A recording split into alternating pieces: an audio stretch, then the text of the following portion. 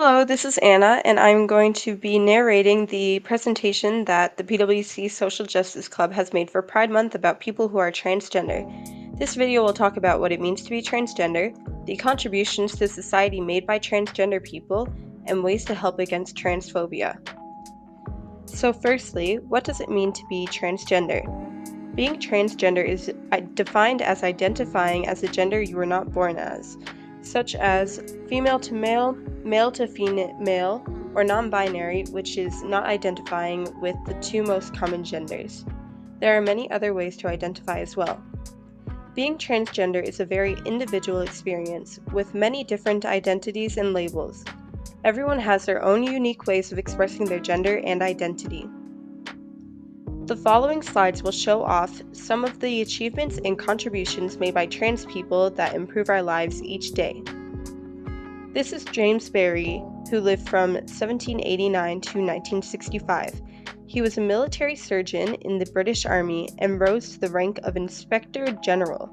During his service in South Africa, he helped the locals there with his services and performed one of the first C-sections where both the mother and child survived. He would not have been able to accomplish these feats if he was found out to be transgender. Moving on, we have Alan L. Hart, who lived from 1890 to 1962. Alan was a physician, radiologist, and writer who specialized in tuberculosis research. He used X-rays to detect the disease and made screening programs that saved thousands of lives. He also enjoyed writing fiction in his free time, publishing 9 short stories and 4 novels based on his medical expertise and personal experiences as a trans and queer man. Lynn Ann Conway, born in 1938, was a computer scientist and electrical engineer. In her career at IBM, she made the Meade-Conway VLSI chip design revolution, which reshaped the teaching of computer science worldwide and made computers and machine automation more efficient. Despite all her work and success in computer science at IBM, in 1968, when she started her social and medical transition to live as a woman, the company fired her. IBM later apologized for this action in 2020. This is Sophie Wilson, born in 1957. She is a very accomplished computer scientist responsible for inventing the BBC Basic Programming Language, as well as designing the ARM RISC, which is the processor architecture used in most modern smartphones. She was named number 8 in Maximum's PCs, the 15 most important women in tech history. She was also made a commander of the British Empire as a reward for her achievements. Sophie Wilson's creations are a necessity for our modern comforts. Without her, we would not have smartphones, tablets, smartwatches, laptops like our Chromebooks, or most social media. Facebook, for example, requires the ARM processor. Up next is Wendy Carlos, born in 1939. She is a musician and composer that helped invent Moog synthesizers. With this invention, she popularized and revolutionized electronic music.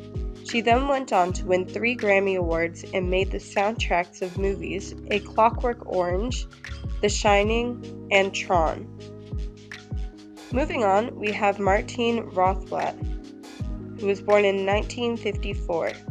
She is the creator of SiriusXM Radio, the founder and chairwoman of United Therapeutics, and CEO of Geostar.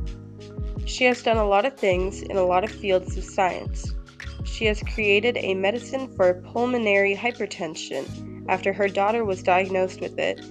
This medication now saves thousands of lives and makes $1.5 billion annually. This is a QR code you can scan on your phone that will lead you to watch Martine's TED Talk titled My Wife, My Daughter, Our Robot, and the Quest for Immortality, which details her journey. Here we have a very well-known person in the LGBTQ+ community, Marsha P. Johnson, who lived from 1945 to 1992. She was an American activist that fought for gay and trans rights and was a leading figure in protesting for said rights. She was a prominent figure in the Stonewall riots for queer rights in 1969, a founding member of the Gay Liberation Front, and co-founder of the Street Transvestite Action Revolutionaries, along with Sylvia Rivera, who we will talk about next. Lastly, we have Sylvia Rivera, who lived from 1951 to 2002. She was another activist alongside Marsha P. Johnson, who played a part in Gay Liberation Front and co-founded STAR. STAR was dedicated to helping vulnerable and homeless queer people where others might have turned them away. They helped house LGBTQIA+ people and got some back on their feet. Now I'm going to talk about recent trans issues in Canada. The healthcare system in Canada in regards to trans people has been declining since COVID-19's impact. With our public health services already being understaffed, it is incredibly difficult to see all the doctors required to even begin medical transition. More and more transgender people are becoming unable to afford the gender-affirming surgeries and medication that is offered here, with costs increasing at alarming rates. Not to mention that half of gender-affirming medical care is only conditionally covered by some insurance plans, if at all. Transphobia is a huge issue and it is on the rise in recent years around the world. There are still a number of countries where it is illegal to be transgender. There are laws and bills being passed all over that aim to oppress trans people, and hate crime rates against transgender individuals has increased dramatically in recent years. In America, in 2023 alone, there have been over 35 bills proposed that aim to restrict trans people's rights to healthcare, sports, or just to exist in public. USA is currently in stage 7 of a genocide against trans people. Between 2013 and 2019, the rate of hate crimes against transgender and gender nonconforming people went up by more than 500%. The UK government recently blocked a Scottish bill that would make it easier for trans people to receive care and legal gender recognition solely because they can. This is a strong point of contention in the UK for Scottish independence over trans rights. It is still outwardly illegal to be trans in 13 countries, and there are oppressive laws targeting trans people in 39. Now let's talk about supporting trans peers. There are many ways to support the trans people around you in ways they would appreciate, whether it's through outspoken advocacy, standing up against discrimination, or simply respecting and affirming their identity. Another way to support the local trans population here in Newfoundland and Labrador is to donate and support Trans Support NL. They are a local nonprofit organization that wants to make the province more inclusive towards trans people by advocating for them, raising awareness of them and their issues, and raising money and resources that will help these people and communities get their needs through their transitions.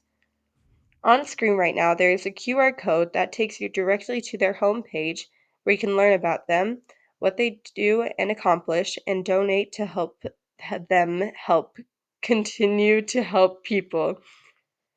Outside of Transgender Day of Visibility, which is March 31st, as well as Pride Month, it is still important, no matter what, to respect and support transgender people.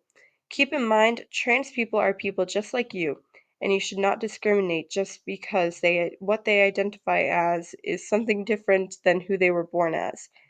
We are all constantly learning new things about ourselves and figuring out who we are. Happy Pride Month!